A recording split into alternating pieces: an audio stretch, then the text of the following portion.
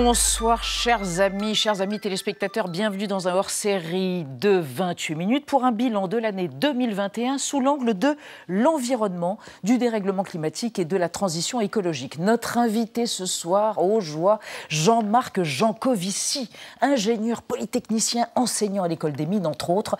Janco, comme disent ses groupies, ses turiféraires, assume ses positions en faveur du nucléaire et assume aussi d'être le héros d'une bande dessinée absolument sans sas, signé Christophe Blain, Le Monde sans fin. Nous reviendrons avec Jancovici sur les enjeux de la transition écologique, comment élaborer un nouveau modèle économique et social pour limiter le réchauffement de la planète. Et puis nous reviendrons aussi, bien sûr, sur le nucléaire qui fournit une énergie décarbonée mais qui génère déchets et angoisse. Nous recevrons dans la deuxième partie de ce hors-série une vigneronne, Sylvie Augereau, qui fabrique, du vin de façon naturelle, du vin artisanal dans la vallée de la Loire. Et nous terminons avec le facétieux mélomane Mathieu Conquet et À la loupe, consacré à Brassens ce soir. Bonsoir Jean-Marc Jancovici. Bonsoir. Je vous présente Alan Diaye. Bonsoir chère Anna. Bonsoir, et Benjamin Papillon Sportouche. Bonsoir Elisabeth. Bonsoir cher Benjamin Papillon. Jancovici, Blain, Le Monde sans fin chez Dargaud. Splendide BD, ultra dense. Il faut une bonne journée pour la lire et pour l'apprécier. Comment se fait-il que vous ayez accepté? C'est beaucoup moins que ce qu'on a mis à la faire. J'imagine des mois et des mois, des dizaines d'heures de conversation pour Christophe Blain qui prenait des Doliprane de manière absolument intense. Pourquoi la BD? Pour toucher une génération, des générations différentes. Alors, quant aux enjeux de l'environnement. C'est Christophe qui m'a contacté en fait pour cette BD. Et il se trouve qu'au moment où il l'a fait, ça faisait déjà un petit moment que me trottait dans la tête l'idée d'aller faire quelque chose dans le domaine artistique. Alors, pas moi, parce que quand je dessine une vache, on dirait un cochon et je chante comme une casserole. Vous avez un crayon tout à l'heure. Mais par contre, j'étais intimement persuadé que c'était un sujet sur lequel c'était intéressant d'aller s'inviter en dehors de l'enceinte des cours et j'ai envie de dire, des débats sérieux, ordinaires. Et donc l'idée de passer par la fiction, d'une manière ou d'une autre, était une idée qui me trottait dans la tête depuis longtemps. Et alors quand il m'a contacté, je dois dire que j'ai hésité la moitié d'un quart de seconde. Vous étiez émerveillé, vous étiez émerlué même. J'étais flatté, honoré et en plus très intéressé. Et ça a vraiment été extraordinairement agréable de travailler avec lui parce qu'en fait, il savait déjà tout avant qu'on commence à travailler ensemble. Il faisait semblant de ne pas le savoir. Et il a fait le livre. Vous savez, un auteur fait toujours le livre que vous auriez aimé trouver sur étagère et que vous n'avez pas trouvé. Et donc, en fait, le livre dont il avait besoin, lui, c'était le livre pour passer le message à quelqu'un d'autre quand vous avez compris quelque chose, mais que vous n'en êtes pas encore au stade où vous pouvez le réexpliquer. Très bien. Voilà. Et donc, c'est exactement ça qu'on a fait ensemble. La finitude au sens métaphysique ou au sens des ressources? Ou au sens des deux, d'ailleurs? Alors, la finitude comme élément clé de la condition humaine ou... Alors, c'est plutôt au sens des ressources dans le livre, mais en fait, évidemment, le titre est un sous-entendu, c'est l'histoire qui est censée ne jamais s'arrêter. Alors, on en parle évidemment avec vous dans un instant, mais d'abord, Jean-Marc Jancovici, votre portrait réalisé par Amira Swilem. Aïe, aïe. Oui. Janco, c'est le surnom que lui donnent ses partisans, d'aucuns diraient ses disciples. Si Jean-Marc Jancovici a fait Polytechnique, c'est à l'école des mines qu'il enseigne. Bien au-delà de la future élite des ingénieurs, ses cours fascinent des centaines de milliers d'internautes. On va vraiment avoir besoin des cervelles le mieux sélectionnées du pays pour s'attaquer à un des problèmes les plus durs qu'on va avoir à résoudre, qui est de garder un système à peu près stable dans un contexte de contraction des ressources disponibles. Fils d'un physicien, Jean-Marc Jancovici se passionne très tôt pour le réchauffement climatique et invente le bilan carbone qui quantifie nos émissions de CO2. Pour lui, puisque les ressources de la planète s'épuisent, nous sommes contraints à la sobriété, quitte à frapper le consommateur au porte-monnaie. En fait, ce qui peut nous sauver, et c'est quelque chose de très désagréable à entendre, c'est d'accepter, exactement comme on l'a fait pour le tabac, l'idée qu'il faut monter le prix de ce qui pose problème plus vite que notre pouvoir d'achat. Discret sur sa vie privée, ce père de deux filles se montre fort disert quand il s'agit de propager ses idées sur la culture, la santé, l'emploi ou encore le logement. Jean-Marc Jancovici crée un think tank qui suscite souvent la controverse, à commencer par sa défense du nucléaire. D'autant que l'ingénieur professeur de 59 ans donne volontiers la leçon à tous ses interlocuteurs. Vous savez quel est l'accident d'installation de production électrique qui a fait le plus de morts dans le monde? Lorsque je vous pose une question, vous répondez par une autre question. C'est un procédé que je connais bien, mais ça veut dire que... Non, c'est pas, je suis pas en train de faire Rabbi Jacob. Je suis en train de vous poser une vraie question. Cassant et suffisant, diront les uns, caustique et brillant, diront d'autres. Une chose est sûre, Jean-Marc Jancovici au micro, c'est toujours une sacrée dépense d'énergie. Le portrait n'avait pas le temps d'évoquer votre jeunesse de môme surdoué, un peu erratique. Il paraît que vous avez même travaillé dans une boîte de production de cinéma. Des petits films institutionnels. Ah bon, beaucoup moins drôle. Beaucoup moins drôle. Beaucoup moins passionnant et beaucoup moins drôle. Précisément, Jean-Marc Jancovici, à quel moment avez-vous cette révélation, cette épiphanie que la question climatique et environnementale était fondamentale et que tout tournait autour de ça, notre avenir à nous tous, civilisationnellement parlant? J'ai commencé à m'intéresser au sujet à la fin des années 90, complètement par hasard. Je suis tombé... En lisant un bouquin Non, en travaillant pour l'ancêtre d'Orange, qui à l'époque s'appelait France Télécom. En travaillant sur le télétravail. Exactement. Ouais. En travaillant sur, en fait, les services de télécommunication qui allaient éventuellement permettre de substituer des déplacements ou de faire des choses à distance. Donc c'était tout ce qui était téléactivité, télétravail, téléenseignement, télémédecine, etc., qui sont tous devenus des réalités du reste aujourd'hui. Et dans ce cadre-là, je suis tombé sur économie de déplacement, économie d'émissions de gaz à effet de serre. Je me suis dit, qu'est-ce que c'est que ce truc-là? Et donc, j'ai commencé à creuser. Et j'ai mis longtemps avant d'en arriver à ce qui est présenté dans cette BD. C'est-à-dire qu'en fait, de ramasser petit à petit les différents morceaux du puzzle pour arriver à une vision qui se tienne, qui est sa propre cohérence, ça m'a quand même pris 10 ans. Climat, énergie, oui. C'est ça. Et alors, on l'a entendu, oui, là, dans votre portrait, le bilan carbone, c'est vous qui en êtes à l'origine. Hein, c'est un indicateur qu'on entend en parler partout, tout le temps. Comment vous est venue l'idée? Et d'ailleurs, je crois que vous n'en avez pas le brevet. Alors, je n'ai jamais cherché à avoir le brevet. En fait, le bilan carbone a été développé effectivement par votre serviteur, mais pour le compte de l'ADEME, car à l'époque, l'agence de l'environnement française, car à l'époque, ça me paraissait sans aucune pertinence d'être propriétaire d'une méthode que j'aurais été le seul à pouvoir utiliser dans ma cave. Ça n'aurait pas eu de portée. C'était beaucoup plus intéressant de faire une méthode publique, et dont ensuite, qui allait me permettre de vivre, entre autres choses, parce qu'à partir du moment où on crée une méthode, il y a toujours 3 personnes qui vous demandent de l'appliquer. Donc effectivement, cette méthode, c'est le bilan carbone. Et j'ai eu l'idée, en regardant la manière, en partant d'un constat très simple, qui est que les émissions de gaz à effet de serre sont sans importance quant à leur localisation. À partir du moment où vous dépendez d'émissions de gaz à effet de serre, qu'elles aient lieu en Chine, en France, au Zimbabwe ou au Pérou, ça n'a strictement aucune espèce d'importance à cause du temps de résidence des gaz à effet de serre dans l'atmosphère, qui est très très long. Et donc, je me suis dit, ça vaut le coup de regarder toutes les émissions qui sont la contrepartie de tous les processus dont vous dépendez, indépendamment du fait que c'est chez vous, pas chez vous, en France, pas en France. Voilà. Parce qu'après, quand vous voulez passer à l'action, c'est intéressant de regarder où, avec des moyens donnés, vous allez le plus baisser des émissions. C'est ça qui est de la pertinence. Et ce n'est pas nécessairement les émissions chez vous que vous allez baisser le plus facilement quand vous y affectez des moyens. Ça peut être de changer de fournisseur, ça peut être de changer de moyen de transport. Là, vous n'avez pas les camions. Enfin, voilà, on peut faire des tas de choses. Et donc, l'idée m'est venue comme ça. Jean-Marc Jancovici, dans le bouquin que vous avez fait avec Christophe Blain, je rappelle pour mémoire qu'il est l'auteur de Quai d'Orsay, une bande dessinée qui a eu un succès fou, il y a même eu un film. À propos de l'économie qui ressemble sur les machines, qui repose sur les machines, vous avez forgé, pour cette BD, mais peut-être même en amont, l'équivalent esclave. Est-ce que vous pouvez expliquer aux gens qui nous regardent ce que serait un Français connecté aurait besoin de, approximativement, 600 esclaves s'il n'y avait pas de machine pour lui fournir l'énergie? Alors, le début de l'histoire, c'est de se rappeler qu'en fait, l'énergie est utilisée, mangée, on dit parfois, par des machines. Personne autour de cette table ne boit de pétrole au petit déjeuner, enfin, je ne pense pas que vous fassiez ça très souvent, et vous ne respirez pas plus de gaz pour tout d'un coup cracher de l'électricité. Oui, ne faites pas ce genre de choses. Donc, en fait, utiliser de l'énergie, c'est utiliser une machine. On le voit bien, hein, brancher un appareil sur la prise, c'est en fait utiliser l'appareil. Et quand vous regardez la puissance totale de toutes les machines qui existent sur Terre, vous vous rendez compte qu'elles démultiplient la puissance de l'humanité par à peu près 200. Alors c'est un calcul au premier ordre. En fait, il faut comparer la puissance de nos muscles. Par exemple, si vous partez de Chamonix le matin et que vous montez au sommet du Mont Blanc dans la journée... On n'est pas rendu, je peux vous dire. Oui, eh bien... Eh bien, sur la journée, vos jambes auront développé une puissance d'à peu près 100 watts, en moyenne. Hein. 100 watts, c'est pas beaucoup. Hein. Le premier mixeur à soupe venu, il fait 400 watts, donc 4 fois vos jambes. Eh bien, écoutez, c'est une leçon d'humilité. Le premier ascenseur venu, il fait 50 fois, une paire de jambes, etc. Donc, en fait, on peut comme ça transposer les machines en équivalent paire de jambes. Et en fait, c'est ça, l'équivalent esclave, c'est la quantité de travail, la quantité d'énergie qu'un être humain est capable de fournir sur une année.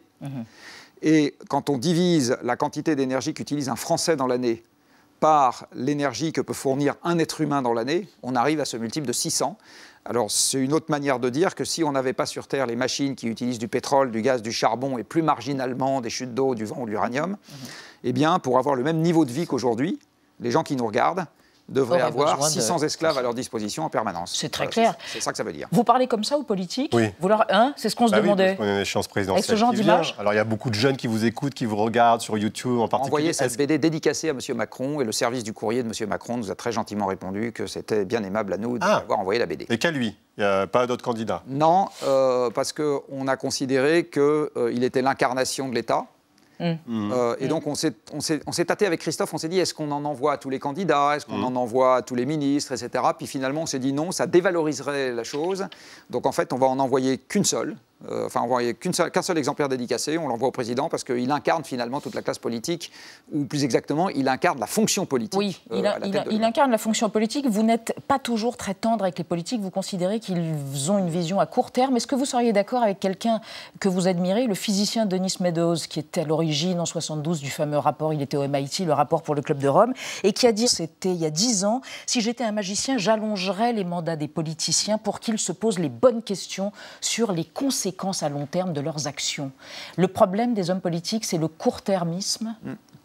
De votre point de vue, celui de Meadows? On va recycler quelqu'un qui a précédé Meadows historiquement, qui a dit exactement la même chose, qui est Tocqueville. La démocratie et les mandats électifs, renouvelés à intervalles réguliers, rapides, raccourcissent les horizons de temps. Mais vous êtes contre la démocratie? C'est très très clair. Je ne suis pas en train de vous dire que je suis contre la démocratie, je vous dis que c'est un système qui a un effet collatéral qu'on a beaucoup de mal à éviter, qui est le fait que la représentation élue est une représentation court-termiste. Alors ça veut dire que si on veut avoir des objectifs de long terme dans une démocratie, le problème est à prendre à la racine, c'est-à-dire que c'est la population qui doit désirer ces objectifs de long terme et pas les élus. Autrement, si on veut que les élus aient des objectifs de long terme, il faut s'adresser à la population. Alors des objectifs et quelque chose de concret, on en parle avec vous Anna, chèque énergie, précarité énergétique, ça, vous travaillez là-dessus aussi, Jean-Marc Jancovici. Tout à fait, l'hiver est de retour depuis une semaine et avec lui, la peur de manquer de chauffage pour 12 millions de Français. Cela concerne un ménage sur 5 selon l'Observatoire national de la précarité énergétique. Alors cette expression précarité énergétique, elle évoque les difficultés d'accès à l'énergie par manque d'argent ou à cause d'un logement inadapté, les fameuses passoires thermiques. Cette précarité, elle peut avoir des conséquences sérieuses sur la santé, maladies respiratoires, accidents cardiovasculaires ou encore perturbations de croissance chez le nourrisson. Et avec la flambée actuelle des prix de l'énergie partout en Europe, la situation devient préoccupante. En 2021, 60% des Français auraient restreint volontairement leur consommation pour éviter une grosse facture. Alors pour permettre aux familles les plus modestes de payer leurs factures d'énergie et de financer des travaux de rénovation énergétique, le gouvernement déploie depuis 2018 un chèque énergie annuel d'un montant de 150 € en moyenne. En avril dernier, les foyers éligibles ont déjà touché un premier chèque et le Premier ministre Jean Castex en a annoncé un second d'ici la fin de l'année d'un montant forfaitaire de 100 €. Coût de cette mesure pour l'État, 580 millions d'euros. Jean-Marc Jancovici, en voulant légitimement protéger les plus vulnérables, les politiques envoient-ils un mauvais message, sachant qu'il faudra payer cette transition et surtout qui va la payer? En fait, cette question, elle est connectée à la question précédente, qui est celle de l'horizon de temps. Au moment où l'incendie se déclare, c'est-à-dire au moment où les prix de l'énergie s'envolent, le gouvernement, quelque part, n'a pas vraiment le choix, c'est-à-dire qu'il faut qu'il éteigne l'incendie. Maintenant, la bonne question, c'est est-ce qu'il attend l'incendie d'après ou est-ce qu'il commence à faire autre chose? Le prix de l'énergie qui aujourd'hui fait mal aux ménages, c'est le prix du gaz et le prix du fuel, c'est-à-dire le prix des hydrocarbures, un peu aussi le prix de l'électricité, mais le mécanisme à l'origine n'en est pas le même. En ce qui concerne le gaz et le fioul, la solution de long terme, elle est très simple, il faut s'en débarrasser. Ça prend combien de temps? Alors, ça prend quelques décennies. Et tant qu'on ne s'en est pas débarrassé, de temps en temps, il y aura des pics comme ça, tout simplement parce que la disponibilité de l'énergie, elle est pas, c'est une des choses qu'on explique là-dedans, elle va aller en baissant. Et donc, dans un monde qui dépend de l'énergie avec une disponibilité qui va en baissant, de temps en temps, vous avez les prix qui font n'importe quoi. Donc il y a une vision de long terme à avoir pour ce qu'on appelle la rénovation thermique des logements. Donc la rénovation thermique consiste à faire deux choses. D'une part, à diminuer les besoins en chauffage. Donc ça veut dire toucher à l'enveloppe. Ça veut dire, en gros, épaissir un peu les murs avec de l'isolant, toucher aux fenêtres. Fenêtres, c'est pas le principal. C'est vraiment les murs, les murs, les toits, les combles, etc. Et puis, dans un deuxième temps, il faut remplacer ce qu'on appelle le vecteur de chauffage, donc l'énergie qu'on utilise pour se chauffer. Et là, horreur, passer à l'électricité et plus exactement à la pompe à chaleur. Donc, en fait, il faut remplacer les chaudières à fioul et les chaudières à gaz progressivement par des pompes à chaleur, en commençant par le fioul, parce que c'est ce qui émet le plus. C'est là que vous avez la plus grande précarité énergétique. Quand vous regardez où sont les précaires énergétiques, vous en avez énormément qui sont dans des maisons chauffées au fioul. C'est très surreprésenté. C'est aussi ces gens-là qui sont parfois des gilets jaunes, parce que c'est souvent des gens du monde rural, parce que ailleurs, c'est le gaz qui, en général, s'est installé. C'est des logements souvent anciens. Que quand c'est moderne, il y a plus d'électricité. Donc c'est vraiment par ces logements-là qu'il faut commencer. Et si on avait fait ça, si on s'y était attaqué sérieusement il y a 10 ou 15 ans, alors ça va bien de dire si, etc. Mais donc ça veut dire que demain matin, il faut s'y attaquer, quoi, en gros. C'est ça, c'est une urgence. Demain matin, c'est les vacances, mais à la rentrée, c'est promis, Jean-Marc Jancovici. Alors, on a fait beaucoup de débats cette année, comme les années précédentes d'ailleurs, autour de la transition écologique, avec à chaque fois cette question des changements de comportement concrètement. Faut-il les inciter ou faut-il les imposer? Un résumé des débats et on en parle avec vous juste après. Toute la problématique, c'est une problématique de transformation. Il faut... Dans les 30 ans qui viennent, donc dans l'espace d'une génération, il faut réinventer et redéployer un modèle qui est complètement différent de celui qui a été construit au cours des 2 siècles précédents, c'est-à-dire le modèle fossile. Et donc cette transformation complète de nos modes de consommation, de nos modes de production, va nécessiter un effort considérable. Après, la question, effectivement, c'est comment on réalise cet effort considérable. Et c'est là qu'on a des divergences sur la façon de réaliser ça, c'est-à-dire soit de décroître, soit au contraire... investir pour transformer ce modèle économique, c'est ce que je pense. La responsabilité pour lutter contre le changement climatique, bien sûr, elle est à tous les niveaux. Il y avait une étude très intéressante qui montrait que pour atteindre les objectifs de l'accord de Paris, 25% de l'effort, c'était le citoyen. C'est-à-dire que même si on fait le maximum pour améliorer nos modes de vie, moins consommer, moins se déplacer en voiture, moins prendre l'avion, etc., c'était 25% de l'effort. Les 75% restants, c'était l'État, les collectivités et le secteur privé. Je pense que tout le monde peut être d'accord, il faut accélérer. Il faut accélérer. Pourquoi ? On n'est pas sur la trajectoire des plus 1,5 degrés à 2050. Donc on n'est pas dans la trajectoire des accords de Paris. La France émet 300 millions de tonnes à peu près, équivalent CO2 par an. On est un petit émetteur à l'échelle mondiale. Ça ne veut pas dire qu'il ne faut rien faire, pas du tout. Le problème qu'on a, c'est qu'on importe 2 tiers de nos biens manufacturés, de nos produits. On importe beaucoup. Et on importe en même temps des fuites de carbone. L'industrie française a baissé ses émissions CO2, mais si c'est pour importer des produits à fort contenu carbone, notre bilan carbone s'en ressent et on ne s'en sort pas. En tout cas, c'est un axe intéressant de rapprocher le producteur et le consommateur, de toute façon.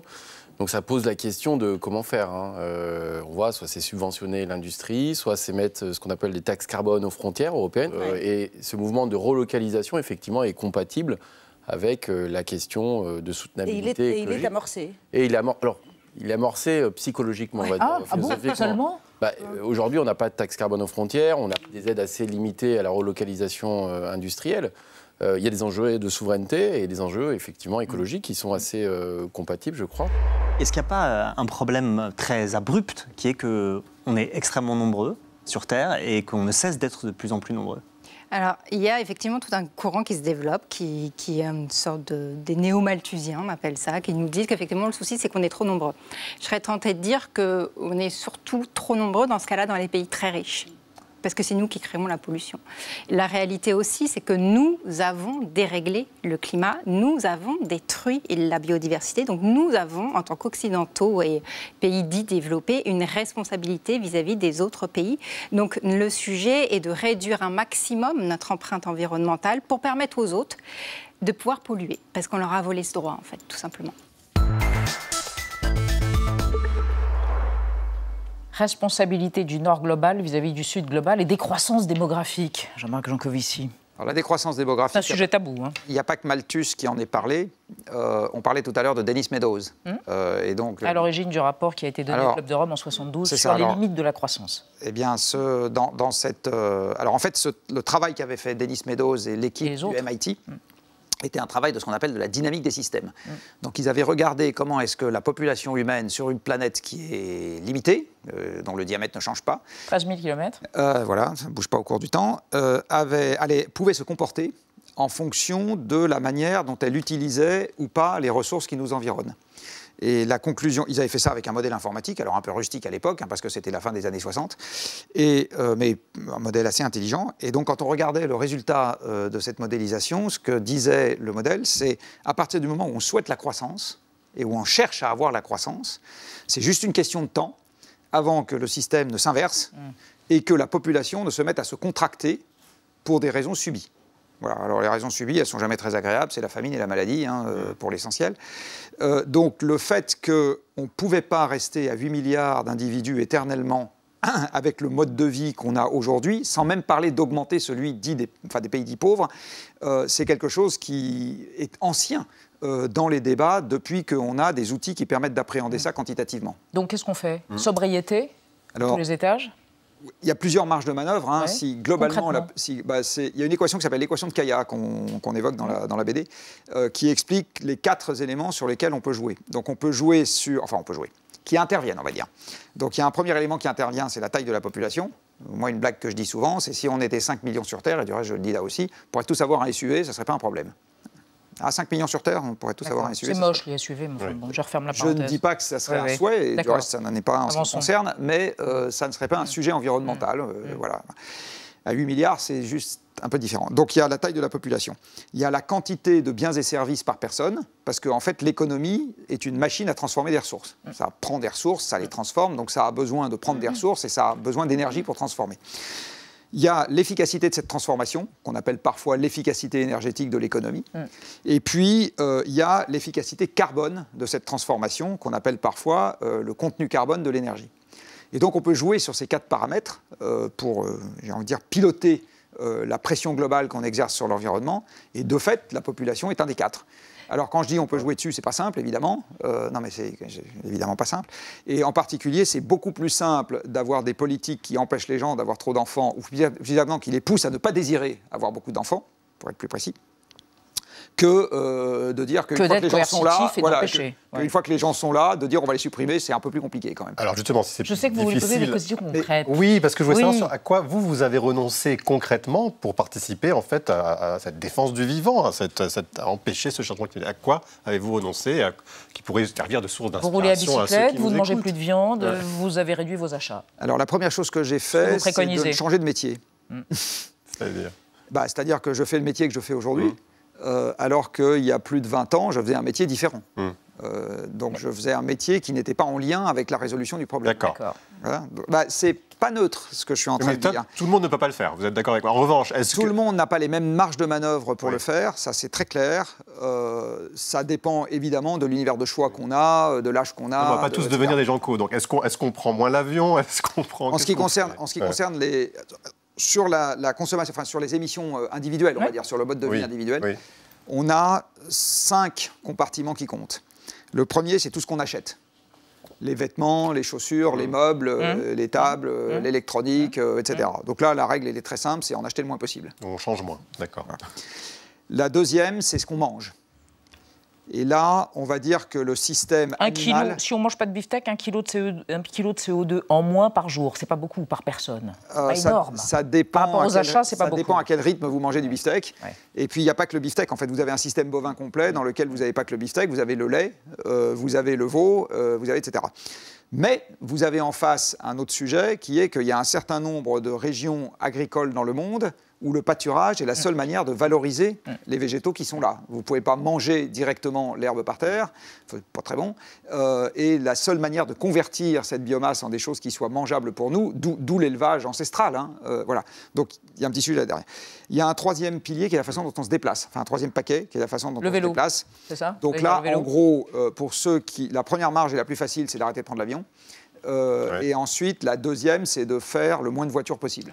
Moi, je voudrais quand même vous poser une question, Jean-Marc Jancovici. Pardon, je vous coupe, mais vous êtes un peu en contradiction avec vous-même parce que vous êtes un geek. Or, si on considère à propos du transport aérien que les émissions mondiales du digital sont équivalentes en termes de CO2 à celles du numérique... Qu'est-ce que vous faites? Vous vivez sur les réseaux sociaux. Alors vous me direz, c'est pour diffuser cette parole environnementale. Mais tout de même, il y a une contradiction à l'intérieur. Là. Oui, je suis d'accord avec vous. Alors l'essentiel de mon existence sur les réseaux sociaux, elle n'est pas en vidéo. Il y a aussi une chaîne YouTube, enfin il y a des films qu'on peut voir. Mais l'essentiel de ce que je publie, c'est du texte. Texte et images. Mais ça consomme. En direct.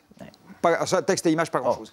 Ce qui consomme vraiment énormément sur Internet, donc le gros de l'empreinte carbone du digital, c'est la vidéo. La vidéo aujourd'hui, c'est on va dire 70% de l'empreinte carbone du digital, et c'est ce qui augmente le plus vite. Donc effectivement, j'en fais un peu. Mais vous dites qu'il faut renoncer à la 5G. Oui, et à Netflix. Et à Netflix. Absolument. Bon.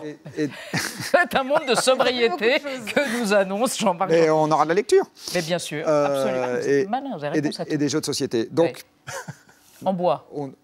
Ce qu'on veut. 4e morceau important, le logement. Donc là, on en a parlé tout à l'heure. Rénovation. Et 5e morceau important pour tous ceux que ça concerne, l'épargne.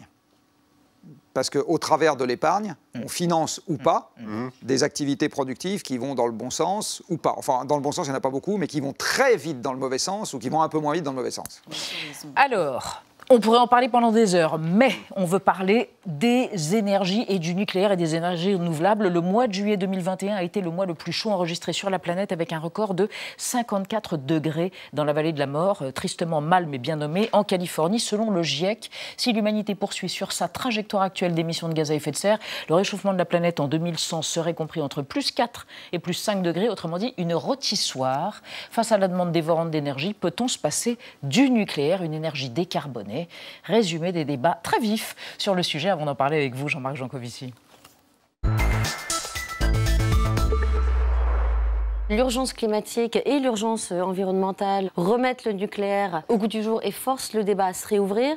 Et cette fois-ci, hors des dogmes et de l'imagerie finalement qu'on a pu construire aussi avec la pop culture autour du sujet, et plus sur la base de faits, tout simplement, et de faits de science, et de redécouvrir d'autres avantages du nucléaire, qui sont la souveraineté énergétique, la fiabilité de l'approvisionnement, le fait que ça ne contribue pas à la pollution de l'air.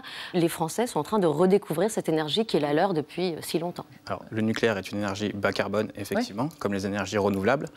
Par contre, le nucléaire pose toute une série de questions sur son impact écologique à long terme notamment.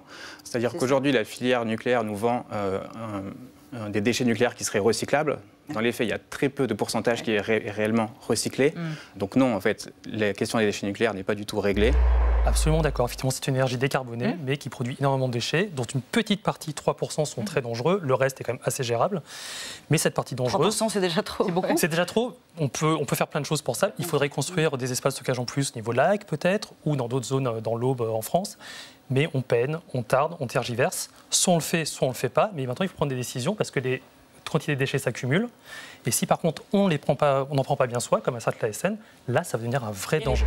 Je trouve que le débat entre pro et anti-nucléaire se concentre souvent sur la question des risques, la sécurité et la question de la fierté nationale, mais qu'il y a aussi un débat économique qui est très intéressant et qui est mené maintenant depuis une dizaine d'années par la Cour des comptes, en ce qui concerne notamment la construction de l'EPR, de cette très grande centrale nucléaire à Flamanville, où il y a eu un dépassement des coûts de 3,3 voire 4 fois les coûts prévus, où il y a un retard du chantier de 10 ans. Donc il y a un sujet aussi technique quelque part, c'est-à-dire que est-ce qu'on est capable de faire des centrales post-Fukushima parfaitement sûres et qui correspondent aussi en termes de coûts à quelque chose qui soit comparable au coût de production de l'électricité renouvelable. La vraie question du débat en France sur l'électricité, c'est de savoir par quoi on va remplacer les centrales nucléaires actuelles qui sont vieillissantes, qui vont devoir fermer quoi qu'il arrive dans 5, 10, 20 ans. Ça, c'est un autre débat. Est-ce qu'on construit des nouveaux réacteurs et des renouvelables, parce que quoi qu'il arrive, on aura besoin de renouvelables, ou est-ce qu'on va progressivement vers le 100% renouvelable à horizon 2050 ?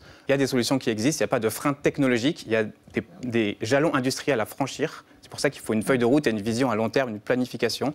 Et en fait, c'est vraiment une question de choix démocratique. Très vite, on se rend compte qu'on arrive dans une butée, une espèce d'impasse. Il va falloir qu'on passe à la trottinette électrique, au bus électrique, aux voitures électriques. On a l'augmentation de la consommation électrique de tous les postes multimédia dans la maison, du froid, du chaud. C'est climatisé partout quand il fait chaud, etc. Donc, vous voyez bien qu'on ne va demander à personne de changer ses usages. Et donc, on va avoir besoin d'électricité. C'est bien l'impasse dans laquelle tous ceux qui veulent renoncer au nucléaire se trouvent.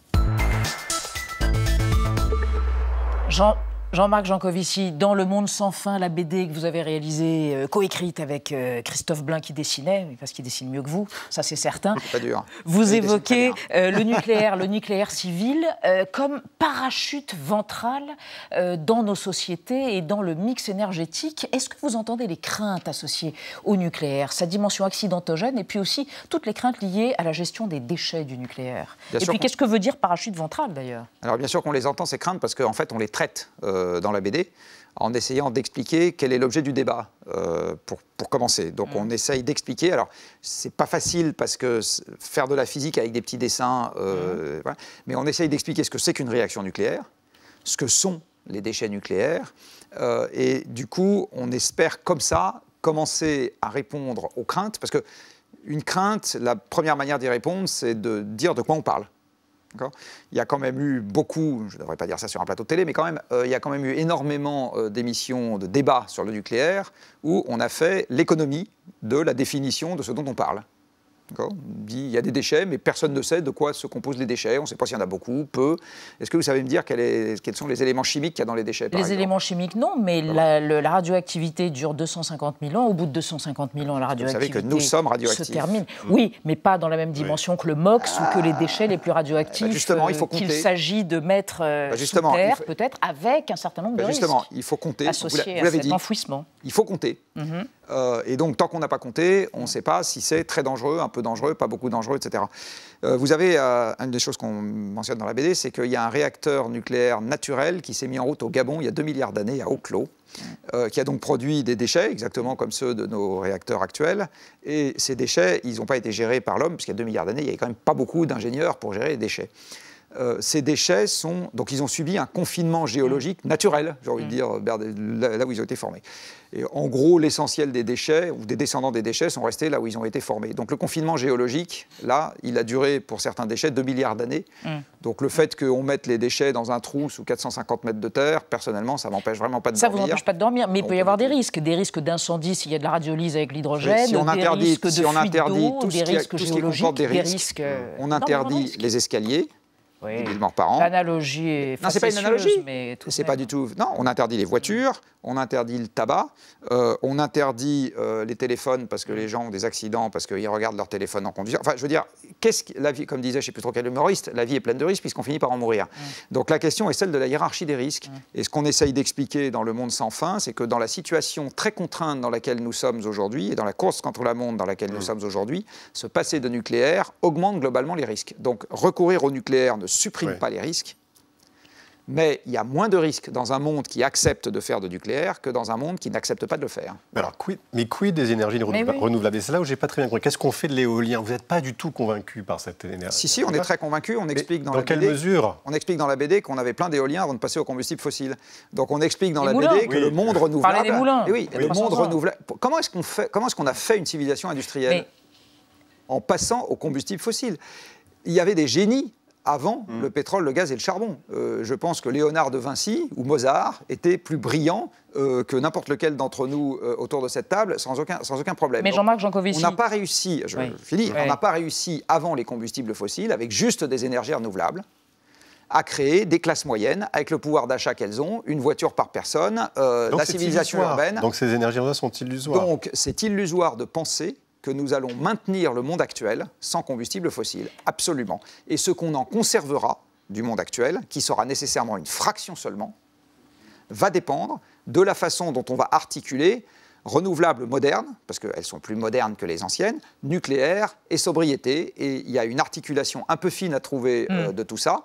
Dans le portrait que vous avez dressé de moi tout à fait au début, je dis qu'il est essentiel de mettre les cervelles les plus brillantes sur ce problème qui est un des plus indémerdables qu'on ait à traiter. Et c'est exactement ça que je suis en train de vous dire. Jancovici, par rapport aux renouvelables, par rapport à l'éolien et au solaire, il y a un problème de stockage. Vous êtes ingénieur, vous avez confiance dans la capacité de l'homme, du terrestre, du sapiens, à trouver des solutions. C'est ce que vous passez votre temps à dire. Donc il est vraisemblable qu'on trouvera très prochainement une solution pour stocker ces énergies-là. Eh bien, ou vous n'avez pas confiance? Ça n'est pas mon avis. Je ne pense pas qu'on y arrivera à l'échelle. Mais vous pouvez l'affirmer avec une preuve scientifique ou non? On peut faire des calculs. Non, ça s'appelle faire des calculs. C'est votre intuition? C'est pas une intuition, ça s'appelle faire des calculs. D'accord. Aujourd'hui, sur Terre, la puissance de stockage, c'est-à-dire la puissance des dispositifs qui sont capables d'absorber de l'électricité sur un réseau, quand il y a de l'électricité en excès, c'est 2% de la puissance de production. Là-dedans, les batteries dont on dispose aujourd'hui sur le réseau, c'est 0,5% ou 1% de la puissance de stockage, qui elle-même fait 2% de la puissance de production. Voilà. C'est QFD. Quand vous regardez la quantité de lithium qu'il faudrait pour avoir suffisamment de batteries, pour avoir mondialement des éoliennes, des panneaux solaires et des batteries au même niveau de production qu'aujourd'hui, vous vous rendez compte que ce lithium n'existe pas. Bon. Donc, on peut penser qu'on va y arriver, mais il n'y a pas de solution, par exemple, pour doubler le diamètre de la Terre. Vous voyez, il n'y a pas de solution. Donc, il y a des problèmes dont on sait qu'ils sont sans solution aujourd'hui, et il est important de le savoir le plus tôt possible pour ne pas courir derrière des chimères.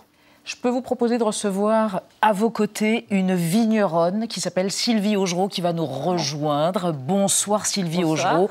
Non, vous n'êtes pas vigneronne, vous êtes vignereuse, un adorable mot valise qui signifie combien fabriquer du vin naturel de façon artisanale sur une parcelle à taille humaine, 1,5 hectare dans le Val-de-Loire, vous comble. Bonsoir, on est donc ravis de vous accueillir dans ce hors-série consacré à l'environnement et au réchauffement et au dérèglement climatique. Je précise que vous avez fait paraître le vin par ceux qui le font et pour ceux qui le boivent. Je l'offrirai à notre invité ici présent à la fin de l'émission. Et je voudrais vous poser la question, Sylvie Augereau, le dérèglement climatique, y êtes-vous confrontée depuis les années où vous travaillez sur votre parcelle, donc depuis 10-15 ans? Moi, je me suis inscrite en 2014, donc mais c'est beaucoup plus récent, 8 ans. Et je suis imprégnée de ce monde depuis, quelques dizaines d'années quand même déjà. Et aujourd'hui, la plupart des vignerons disent qu'ils n'ont jamais vécu un millésime comme le dernier qui est arrivé, même sur 30 ans, très belles images. Et on a vécu une réelle année de merde. Mais les intempéries, la chaleur, la chaleur un peu trop inusitées. Voilà, la chaleur un peu trop tôt en hiver, donc la vigne un peu en avance, et puis des gels terribles pendant 15 jours d'insomnie, des batailles menées... Dès le réveil par ces gens d'ailleurs que vous voyez sur les photos, des bougies, des hélicos, des bottes de foin. On n'est plus dans un métier très très calme. Je sais que vous vouliez vous poser une question. Ah bah oui, parce que Jean-Marc Jancovici, moi j'ai découvert, vous savez comment on distingue une vigne qui est bio d'une vigne qui n'est pas bio? Ah oui. Est-ce que vous savez? Pour une fois, peut-être que vous n'allez pas avoir la réponse, dites-moi. Normalement, une vigne bio est une vigne qui n'utilise pas d'intrants de synthèse. C'est ça. Bon, mais alors, dites-nous concrètement, Sylvie Augereau, comment on fait? Le vrai moyen... C'est vrai, mais ça va encore plus loin que ça. Faire pipi dans les vignes. Quand on fait, surtout pour une fille qui a accroupi. Alors, expliquez-nous pourquoi pisser dans la vigne... Et parce que l'eau est absorbée. D'accord. Et sinon Et alors quoi? Et alors la terre gorgée d'intrants chimiques, qu'est-ce qui se passe? Surtout, c'est que c'est devenu du béton. Elle est plus vivante. D'accord. Voilà, il n'y a plus d'être, il y a plus de biologie dedans. Il y a plus grand monde. Il n'y a plus grand monde, il n'y a plus de lombriques. Du coup, c'est comme un trottoir où l'eau glisse et les inondations. Comment envisagez-vous cette parcelle? Le travail du labour, peut-être des chevaux qui viennent vous aider parce que le cheval n'écrase pas le sol et qu'éventuellement il l'enrichit, aucun intrant chimique. Comment envisagez-vous votre rapport à la terre? Amoureux. De manière un peu lyrique, mais amoureux. C'est un rapport amoureux. C'est marrant parce que quand on parle aujourd'hui beaucoup de biodynamie, en citant des Steiner et des trucs un peu ésotériques. Et moi, plus je me dis que la biodynamie, c'est juste de l'amour. C'est juste l'attention qu'on prête à un être vivant avec lequel on passe toute notre vie, parce que la vigne, ça dure plus longtemps que nous. Et c'est du toucher, c'est du calme, c'est des bonnes énergies, voilà, plus que des trucs un peu ésotériques. Et là, quand on dit de la main verte, ça veut vraiment dire quelque chose. 10% de la vigne française est en biodynamie. Vous vouliez poser une question à Sylvie Augereau à propos du rapport financier. Tout à fait. Est-ce que ça vous coûte plus cher? Est-ce que vous gagnez de l'argent? Est-ce que vous gagnez votre vie? C'est plus de main-d'œuvre, plus d'esclaves. Oui, mais moins... les pays quand même. Oui, évidemment. Malheureusement, pas assez cher. Non, mais vous avez un chiffre absolument impressionnant. Pour désherber 1 hectare, si on utilise des produits phytosanitaires comme du Roundup, j'ai même pas envie de le nommer, mais ça existe, il faut 1 journée. Si on le fait à la main, il faut 40 jours. Il est là le rapport? Il est là surtout dans certains domaines bio, très la vigne bio, très difficile à accéder par les machines. Voilà, et les machines, je suis assez d'accord que plus on s'en passe, mieux on est. Nous aussi, d'ailleurs, les hommes aussi, parce que ça fait mal partout, les tracteurs. Alors, Jean-Marc Jancovici, à propos de l'agriculture, dans la bande dessinée que vous avez faite et signée avec Christophe Blain, et ça va évidemment intéresser Sylvie Augereau, vous évoquez un futur inéluctable où il devra y avoir moins de gens qui travailleront dans le tertiaire, dans les métiers du service, et où ces gens devront redécouvrir l'artisanat, revenir à l'agriculture, au circuit court, on en parlera avec vous, et au réseau solidaire. Quand on regarde à quoi ressemblait la population active dans un monde avant les combustibles fossiles, l'essentiel était au travail de la terre. La population active en France, il y a 2 siècles, c'était 2 tiers d'agriculteurs, paysans, et puis 1 tiers de gens qui faisaient autre chose. Et le fait urbain est un fait énergétique. C'est-à-dire qu'en fait, il faut beaucoup d'énergie pour être capable de soutenir une ville, parce qu'elle a besoin de flux qui ne prennent pas place en son sein. Par exemple, l'Île-de-France produit 6% de ce que mangent les Franciliens. D'où vient le reste? D'ailleurs, comme les Franciliens ne sont pas ailleurs, ça a été fait par des tracteurs, ça a été fait par des engrais, ça a été fait par des phytosanitaires, ensuite c'est transporté, transformé, transporté, emballé, etc. Tout ça, c'est de l'énergie. Donc, dans un monde qui sera plus sobre en énergie, il va falloir pour partie faire le mouvement inverse. Donc, effectivement, on ne pourra plus soutenir de grandes villes. Une conurbation à 10 millions d'habitants, c'est pas soutenable dans un monde sobre en énergie. Oui, j'insiste, ça ne sera pas soutenable. Puisque le Grand Paris, c'est complètement anachronique. C'est anachronique, le Grand Paris, absolument. Il faut faire maigrir Paris à partir de maintenant et pas grossir Paris. Il faut évidemment remettre du monde dans la ruralité et en particulier dans le travail de la terre. Ça pose évidemment un sujet économique, parce que c'est pas du tout comme ça aujourd'hui qu'on conçoit l'avenir de l'économie. Les gens ne sont pas vraiment confortables avec l'idée qu'il va falloir payer la nourriture plus cher, mais c'est quand même le sens de l'histoire. Elle nous coûtait beaucoup plus cher il y a 2 siècles qu'aujourd'hui, la nourriture. Elle coûtait beaucoup plus de la moitié de ce qu'on gagnait. Donc, il y a effectivement cette histoire qu'on essaye de raconter dans Le Monde sans fin, qui est que l'urbanisation de la population, c'est une marque de l'abondance énergétique, et que la décrue énergétique va forcer à penser un aménagement du territoire qui sera très différent. Sylvie Augereau, vous vous occupez aussi d'une réunion des producteurs de vins artisanaux, de vins naturels, la Dive Bouteille. De manière très concrète, est-ce que vous vivez de la terre, de votre activité de vigneronne? Je vis de multiples choses. D'accord, très bien. Donc voilà, l'astuce, et on n'en dira pas plus. Non, tout est complémentaire. Tout est complémentaire. C'est ce que j'espérais au début. C'est ça. Et vous, Jean-Marc Jancovici, vous buvez que du vin naturel ou pas? Je bois assez peu de vin d'une manière générale, et donc maintenant que je suis physiquement séparé de ma voisine et qu'elle peut pas me taper dessus, j'ose avouer que je bois aussi du vin conventionnel. Mais vous avez raison, il faut faire vivre tout. Vous avez raison, car il peut lui arriver d'en boire aussi. À moi, je crois. Non, très bien. Alors attendez, ne répondez pas. Par contre, répondez-nous. Vous êtes bien la filleule de Jean Carmet. Oui. Alors regardez ça. Regardez cette archive. Le vin évolue même pas d'un kilomètre, mais à 300 mètres, l'éclairage change, le terrain change, la main du viticulteur n'est pas la même. Dans le vin, il y a quelque chose de total. Il y a un voyage permanent dans le vin, quand on sait boire, et quand c'est du bon vin. Bon, il y a des saloperies innommables hein, dans lesquelles on ne peut même pas... Il n'y a rien qui vous fait rêver. Sylvie Augereau, c'est grâce à lui que je bois. Je croyais que vous alliez dire c'est grâce à lui que je suis vigneronne. Ah, mais carrément. Non, mais en grandissant avec des gens comme ça, qui, quand ils ouvrent une bouteille, ont le sourire et la joie, on dit ah ok, le vin c'est ça, c'est le partage, c'est la joie, c'est ça. Et la transmission aussi, parce que vous dites, ça y est, il y a une 2e génération quant à ces vignobles de vin naturel, et il y a une véritable transmission. Il y a une transmission, parce que de toute façon, en fait, ça ne se reprend pas dans les écoles. Oui. Donc, il faut aller chez son voisin, lui expliquer son problème. Ou même, c'est comme ça qu'il y a beaucoup de gens qui se sont mis à boire. Faire du vin naturel. Une accumulation de lapsus. Et pourtant, ce plateau est à l'eau. Vous pouvez confirmer. Est-ce que vous aimez Brassens, tous les deux, Georges Brassens? Et vous? Oui, évidemment. Bien sûr. Alors, je vous propose de découvrir Il n'y a pas d'amour heureux, le tube de Georges Brassens, examiné à la loupe par Mathieu Conquet, c'est un mélomane. Et ça tombe bien, puisque l'année du centenaire de la naissance de Brassens arrive à son terme.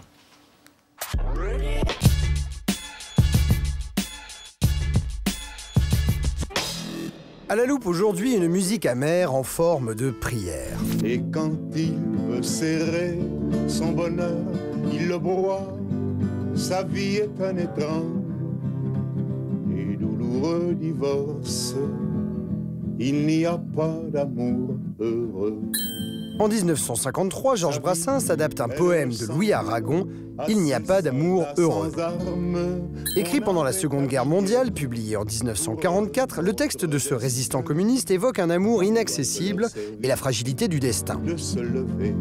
Si le Sétois a toujours dit son admiration pour les belles lettres, de François Villon à Paul Valéry, il ne suit pas à la lettre le poème d'Aragon et l'ampute même de sa dernière strophe au caractère patriotique. Ça va de soi.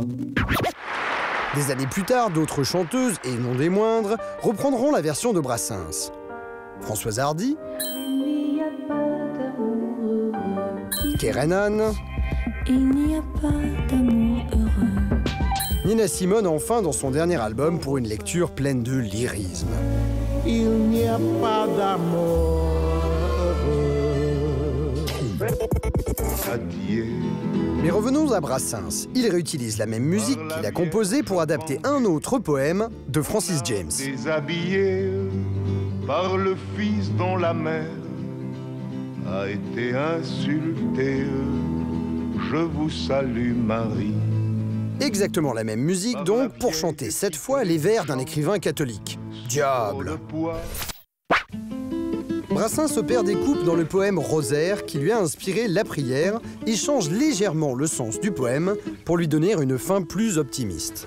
Par le baiser perdu, par l'amour redonné et par le mendiant retrouvant sa monnaie, je vous salue Marie. La raison de cette double utilisation du même timbre et de la même mélodie est tout simplement pratique.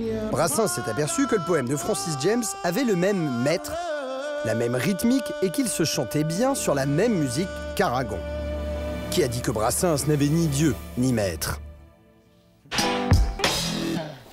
Superbe Mathieu Conquet. Voilà, c'est l'heure de se quitter. Je vous offre, Jean-Marc Jancovici, l'ouvrage de Sylvie Augereau avec une phrase de Colette, l'écrivaine que nous aimons tant en exergue. Merci Sylvie Augereau. Je vous offre le bouquin de Jancovici et Christophe Blain. Vous en avez pour 2 jours. Hein, pendant que vous désherbez, vous lisez, vous désherbez, etc. Et je précise qu'il faut boire avec modération. On se quitte. Merci encore à tous les deux d'avoir participé à ce hors-série. On se quitte avec un clin d'œil bucolique. Le troupeau de Jean-Louis Murat. À demain, 20h05. Tchuss. Pourtant le soleil est haut, dans l'azur pas de menace. Je rêve parmi les chevaux.